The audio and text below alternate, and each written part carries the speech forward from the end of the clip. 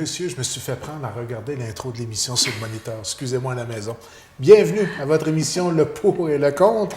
Alors, toujours en notre compagnie, Jocelle. Bonsoir, Jocelle. Bonsoir. Je me suis vraiment fait prendre. Je me suis vu en train de regarder. Alors, cette semaine, notre sujet, les allergies.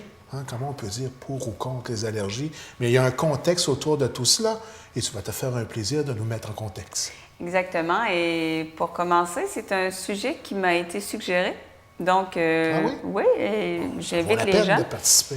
Donc, quand vous avez des sujets, ça va me faire plaisir de faire des recherches autant que possible et présenter le sujet. Donc, c'est une personne qui souffre d'allergie, justement, au parfum. Donc, elle dit, ça serait intéressant de parler de ce sujet-là. Donc, quand on parle d'allergie, par exemple, au niveau des écoles, il y a de plus en plus d'interdictions alimentaires. Surtout ça. Les parents le savent, la liste s'allonge, ça dépend des écoles. Aussi, bon, évidemment, au niveau du tabac, il y a un périmètre sans tabac au niveau de certains édifices publics. Oui. Et là, au niveau du parfum, il y a certaines entreprises qui interdisent le parfum chez les employés. Donc, il y a de plus en plus de lois. Est-ce que vous trouvez que c'est excessif ou est-ce que vous trouvez que, justement, c'est correct, qu'il n'y en a pas assez? C'est un peu le débat, là. J'ai entendu ça, plus ou moins adéquat en santé, dans la santé en général, oui. Les hôpitaux, tout ça, au niveau des parfums. Alors, on va débuter avec les arguments pour. Oui. Tout simplement question de respect. Bien, c'est ce qui revenait le plus. Une question de respect. On a parlé de civisme aussi. Si tu sais qu'une personne peut être incommodée. Et encore une fois, on ne parle pas d'allergie d'intolérance légère. On parle d'allergie grave, même potentiellement mortelle. Donc, c'est pour ça qu'on dit une question de respect.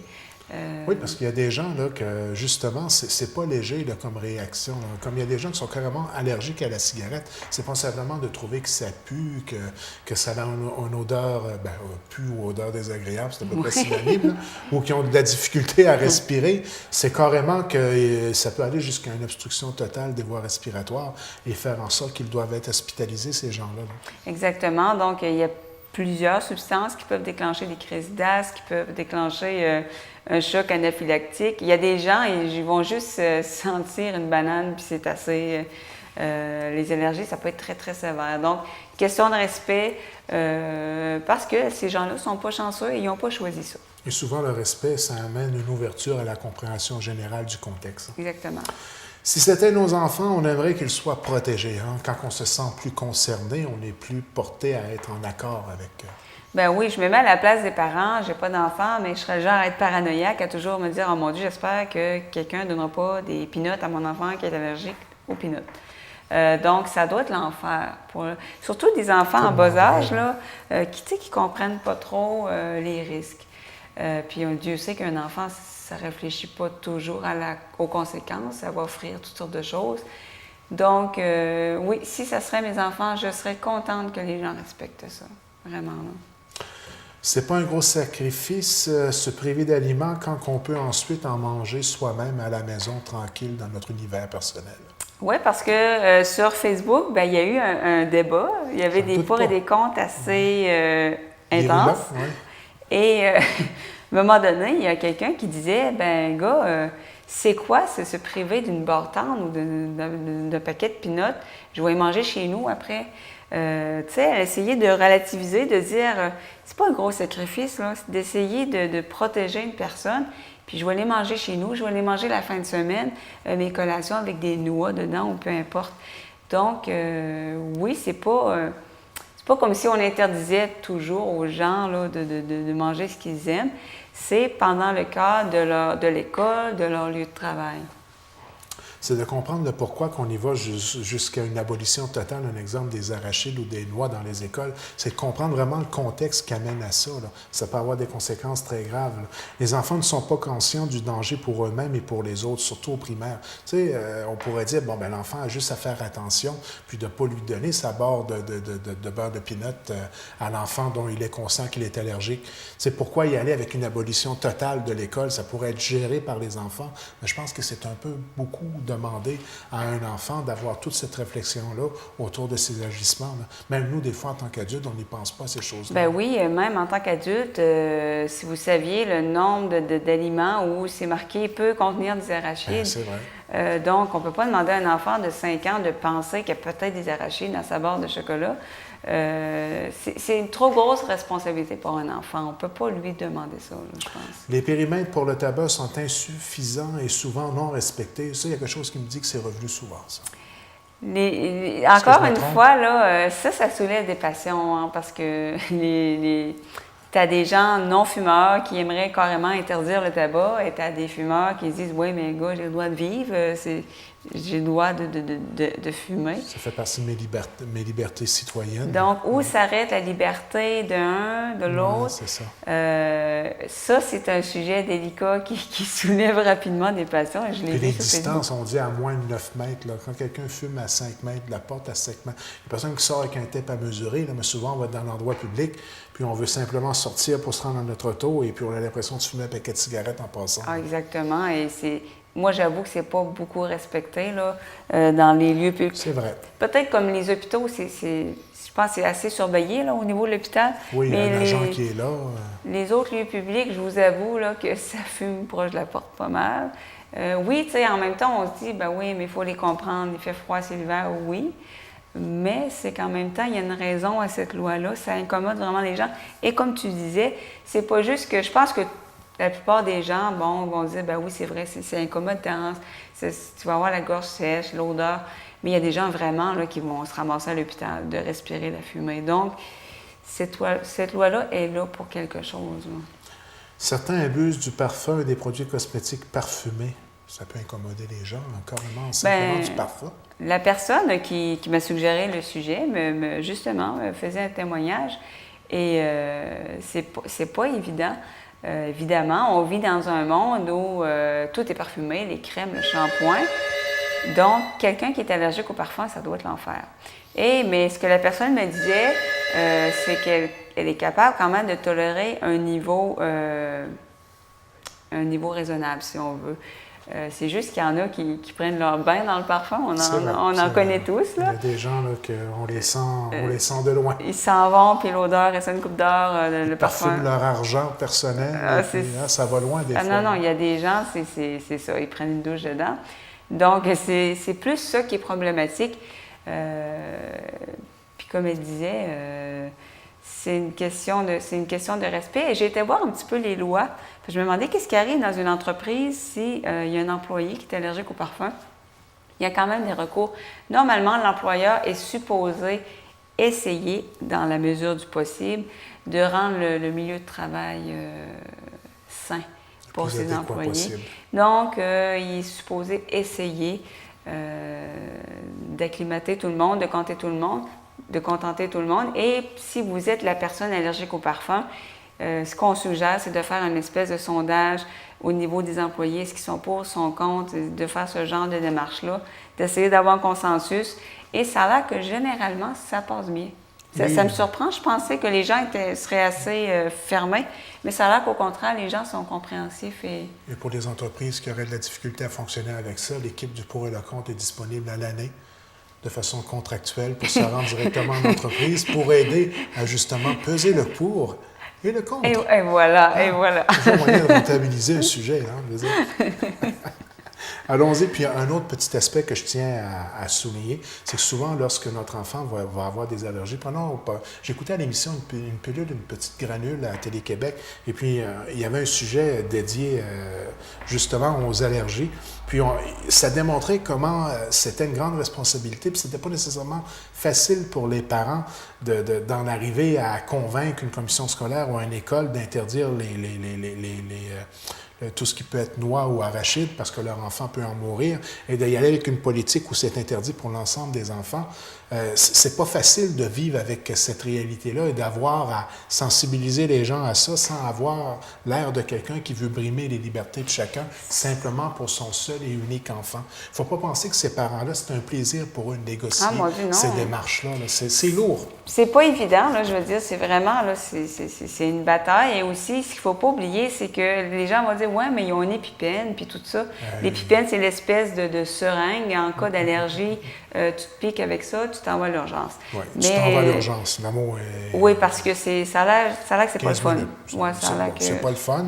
c'est bon pour 15 minutes, puis tu es en état d'urgence. C'est pas magique, là. Ça prend un établissement de santé là, pour donc, si, par exemple, si vous êtes à Grande-Rivière, l'hôpital est quand même à 15 minutes. Ça prend plus que... l'enfant, est-ce qu'il va perdre son épipène? C'est un enfant. Là. Ah, oui. Est-ce que ça se peut qu'on a oublié de mettre l'épipène dans le sac d'école? C'est humain, là. On ne peut pas penser à tout. Alors, souvent, pourquoi pas se priver? Hein? En arrivant à la maison, on apprendra notre tranche de pain avec du beurre de pinot. C'est ça, on se défoulera. C'est à un moment donné, hein? C'est être un bon citoyen, c'est ça, hein? Penser aux autres au lieu de penser seulement soi-même. Argument contre maintenant, le fameux sabré ma liberté. Moi, écoute, moi, mon enfant, je vais l'envoyer avec une sandwich de beurre de pinot malasse. Moi, seulement, il aime ça, moi, puis ça va être ça. Pourquoi je me brimerais de cette liberté-là? L'autre enfant qui est allergique, il n'y a rien qu'à pas aller voler la sandwich de mon fils. C'est ressorti. Il y a des gens qui étaient plus... moi, c'est pas mon problème. C'est son problème à lui. Ouais. Ça a fait manque de compassion, peut-être. Ça a fait des petites réactions là, sur mon Facebook, ces commentaires-là. Mais oui, il y a des gens qui vont dire, bon, c'est ma liberté. On n'est pas pour changer la planète entière parce que quelques individus on est allergiques. Mais encore une fois, moi, je me dis, c'est pas un si gros... Moi, je trouve que c'est pas un si gros sacrifice. J'ai beau être maniaque de Reese, mais je suis capable de vivre quelques heures sans. Mais je pense que la société en général tient le cap là-dessus parce que c'est déjà une politique établie dans la majorité des commissions scolaires que moi je connais.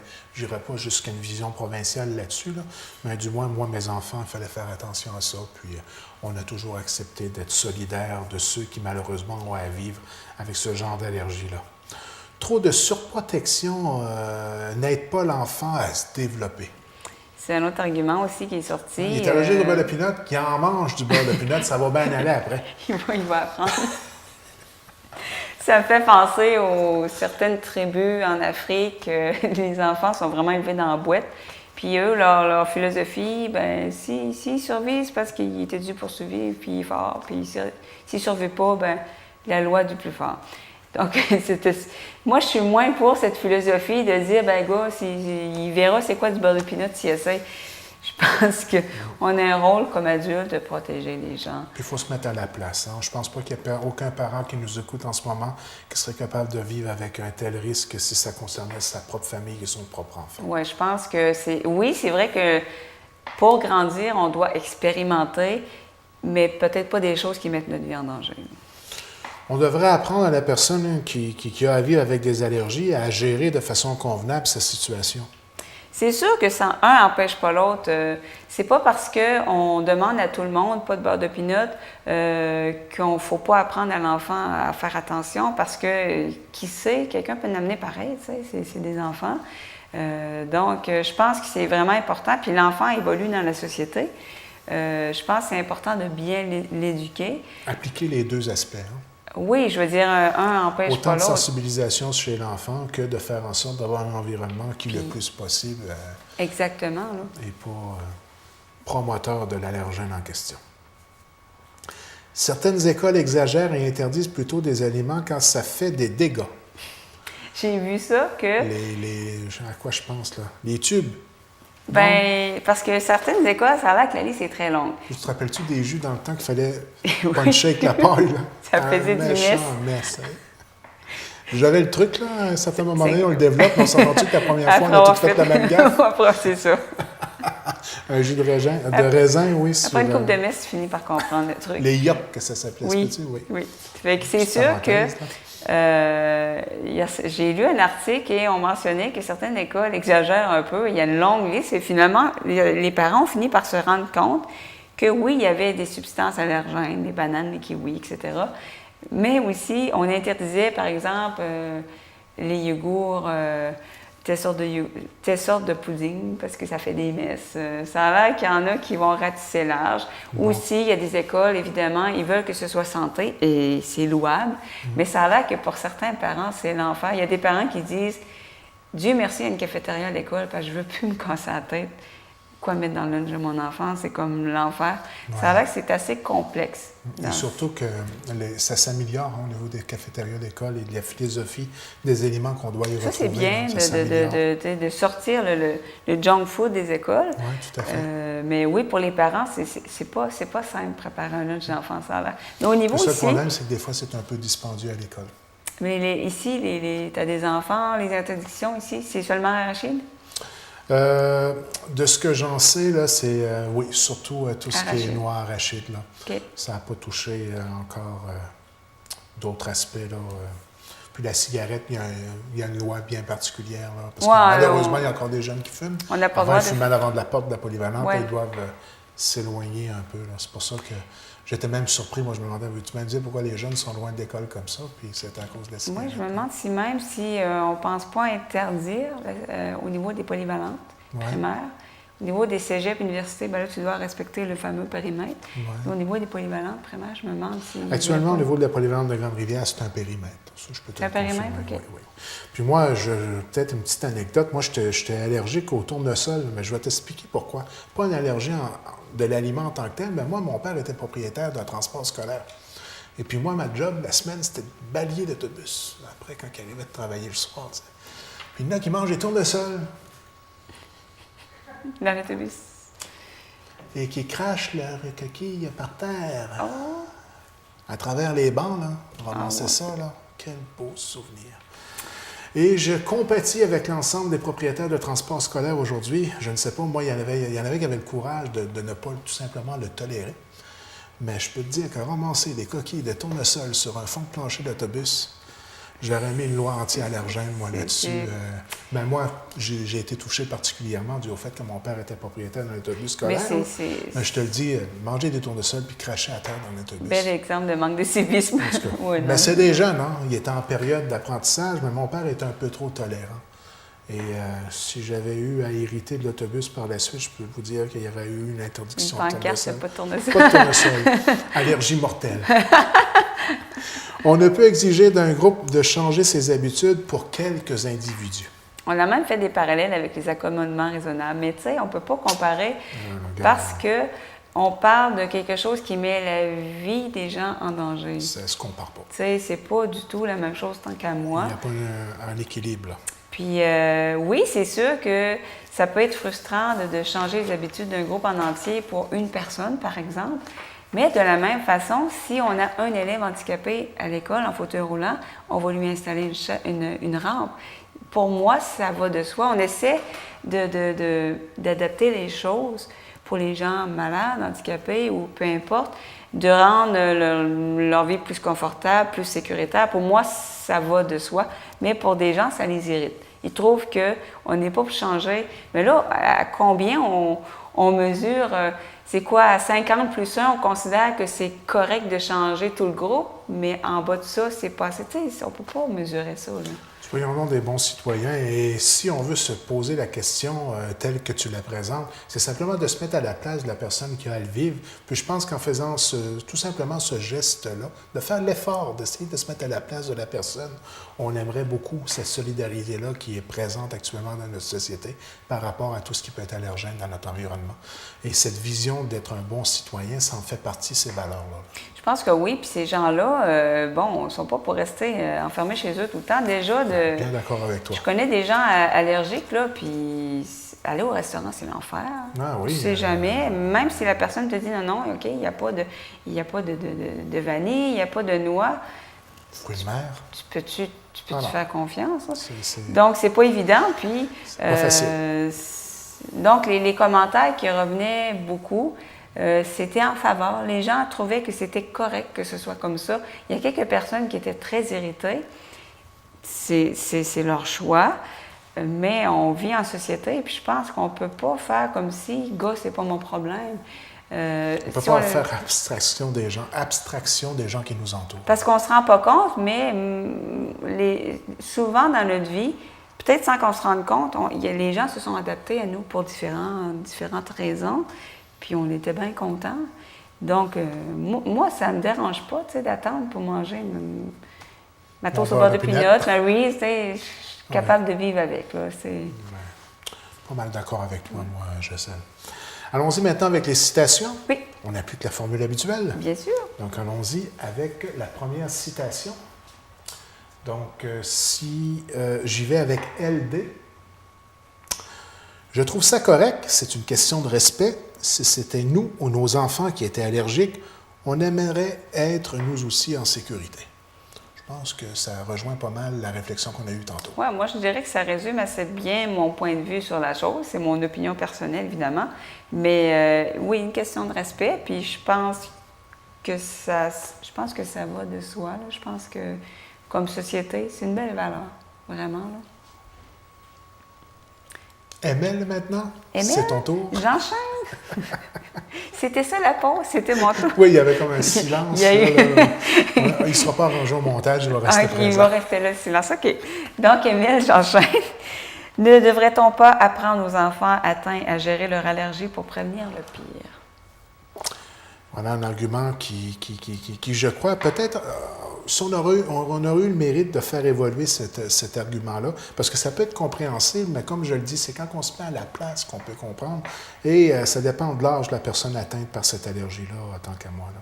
Moi, je pense que c'est pas une raison pour s'en laver les mains et se dire, ah ben là, l'enfant, bon, son parent y a appris, c'est correct. Tu sais, je pense que c'est pas... Mais on respecte chaque point de vue. Évidemment. SD, un enfant est là pour apprendre. Si on élimine tous les dangers qui peuvent l'entourer, que fera-t-il une fois adulte? Encore une fois, ça revenait à l'argument de surprotection. Évidemment, il y a des parents qui surprotègent leur enfant et oui, des fois, ça peut... mais encore une fois, moi, quand la vie est en jeu, de la même façon que je vais insister pour que mon enfant casse à vélo, c'est... Pour moi, question de sécurité, c'est une valeur personnelle. Pour moi, c'est primordial. On peut comprendre que ça serait quand même intéressant d'avoir les deux aspects là, de par le commentaire que tu viens de lire, c'est-à-dire de dire, bien, pourquoi pas donner les outils nécessaires à la personne atteinte de pouvoir fonctionner en société, mais combiner à une prise de position de la société facilitant la qualité de vie de cette personne-là. Je pense que là, on aurait une combinaison gagnante. Exactement. Hein? C'est souvent, là... c'est un peu un juste équilibre entre les deux points de vue, là, parce que de tous les gens qui m'ont commenté, je veux dire, il n'y avait pas de mauvais commentaires. C'est sûr que j'ai mon opinion personnelle, mais je pense qu'il y a moyen de faire un juste milieu avec tous les commentaires, pour une prise de position qui respecte pas mal tout le monde. Là.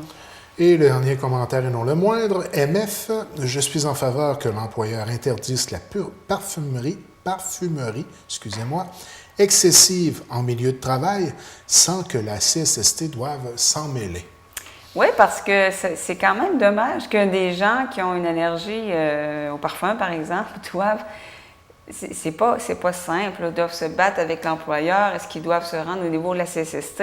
Puis, évidemment, ça peut créer des tensions avec les collègues, avec le boss. Alourdir la procédure, faire en sorte, oui, puis l'attention de collègues, il faut faire attention à ça aussi. Effectivement. Donc, c'est dommage d'être obligé de se rendre au niveau de la CSST s'il y avait des lois, sans être des lois, des politiques, disons. Ouais. C'est une politique de travail. De travail. C'est du cas par cas. Il y a beaucoup d'entreprises qu'il n'y a pas de personnes allergiques au parfum. Il n'y a pas de problème, à moins que... Si c'est une entreprise publique, par exemple, il y a certains hôpitaux qui interdisent le parfum. Ça, je l'ignorais. Oui, c'est tout à fait vrai. Donc, oui, parce que ça peut incommoder. Il y a des gens, vraiment, ça va déclencher des crises d'asthme terribles. Là. Tout à fait vrai. Donc, je pense que c'est une nouvelle réalité. On a raison de trouver qu'il y en a plus qu'avant. Et c'est appelé à continuer de croître, cette réalité-là. Oui. On n'en a pas parlé, mais je ne sais pas où j'ai entendu ça, mais je crois que oui, c'est une tendance qui ne semble pas se résorber et loin de là. Non, j'ai été voir, j'ai dit pourquoi? Oui? Parce qu'on n'entendait pas. Moi, dans mon temps, des allergies alimentaires, c'était rare, mais là, il me semble qu'il y en a partout. Puis j'ai été voir, on ne sait pas exactement la cause, mais il y aurait un ensemble de facteurs. Il y aurait la pollution qui nous rend plus sensibles. Parmi les autres facteurs où on parlait, c'est le temps où on introduit des nouveaux aliments, ça peut jouer si on les introduit plus tard ou moins tard. Il y aurait, évidemment, aujourd'hui, on a des conditions d'hygiène différentes. Ça aussi. Donc, ça a l'air que parfois, on vit quasiment dans un environnement stérile, tout est trop propre.